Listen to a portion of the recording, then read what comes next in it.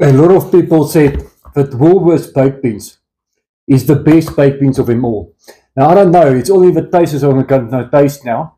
And then I'm going to use the specific tin to make a bread with. Not beans on toast, beans in the bread itself. I couldn't find the recipe at all, so it's the first time that I'll ever make it. I hope it comes out nice, but first, it's all in the taste and the texture, as I always say, of a baked beans. So let's look what it looks like and taste what it tastes like.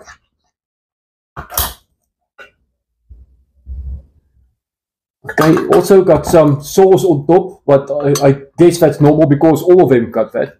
Except the first one that looked like water, absolutely. But this doesn't look like water, it looks like tomato sauce. Okay, it's only the taste I always say, so let's taste what it tastes like.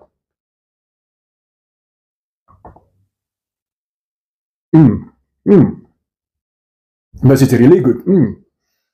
I rate these beans an 8 out of 10. Thanks guys, love you all till next time.